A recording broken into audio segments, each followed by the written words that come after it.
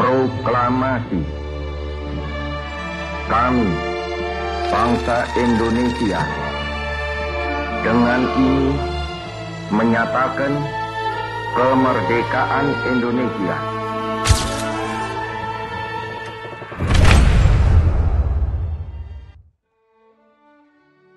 Assalamualaikum warahmatullahi wabarakatuh. Shalom, Swastiastu, Namo Buddhaya, salam kebajikan, tabik pun. Saya Kapolres Pringsewu, AKBP Muhammad Yunus Saputra, menyampaikan sedikit refleksi di hari kemerdekaan Republik Indonesia yang ke-80. 80 tahun lalu kita mampu merenggut kemerdekaan dari tangan penjajah. Tapi setelah 80 tahun, apakah kita sudah sepenuhnya merdeka? Rakyat kita masih berusaha bangkit dari bius kebangsaan. Bius ini membuat kita tidak bisa melihat bahwa terjadi pencurian besar-besaran di Republik ini. Bisa dibayangkan petani yang menjual hasil buminya dengan nilai seharga sama dengan ampas yang para pengusaha itu jual ke tempat lain.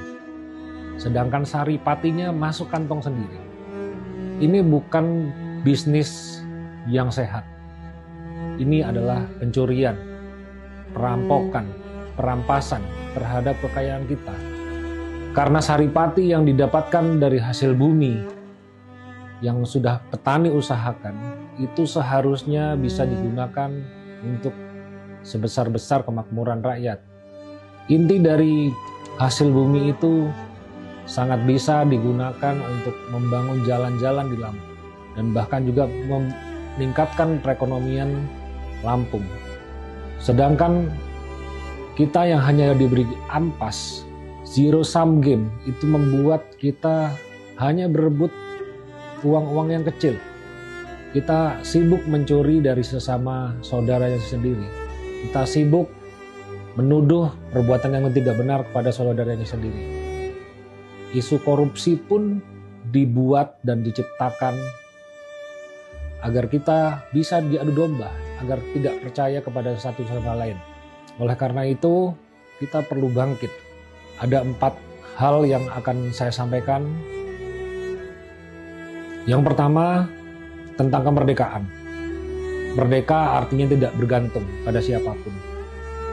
Maka berhentilah bergantung pada manusia perantara, para middleman, para perantara Tuhan yang menjual agama, para perantara bisnis yang membuat harga bahan pokok terus rendah. Para perantara yang menjual suara. Menjadi merdeka itu adalah keputusan kita masing-masing. Maka merdekalah.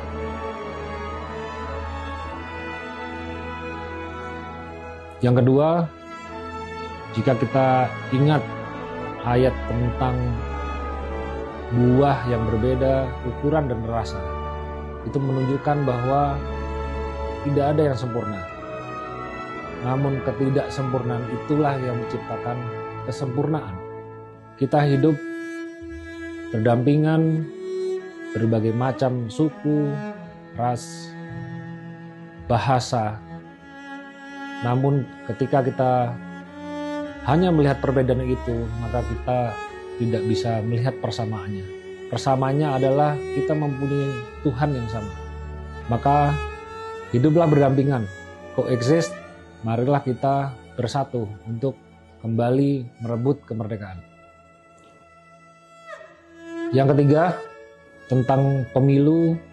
Saya cukup berpengalaman dalam menghandle pemilu, baik pilpres maupun pilkada, dan saya bisa memberikan sedikit insight bahwa seyogyanya warga memilih pemimpin yang pernah menderita dan sengsara. Karena hanya pemimpin yang pernah menderita dan sengsara yang tahu bagaimana penderitaan dan kesengsaraan yang saudara-saudara rasakan. Pemimpin yang seperti itulah yang bisa membantu saudara-saudara keluar dari penderitaan. Tapi ingat, pemimpin yang tidak dibantu oleh Tuhan maka tidak akan sanggup mengangkat bangsa ini ke tempat yang lebih baik. Yang terakhir, kita tidak bisa bangkit menjadi bangsa yang lebih baik jika kita melupakan Tuhan kita.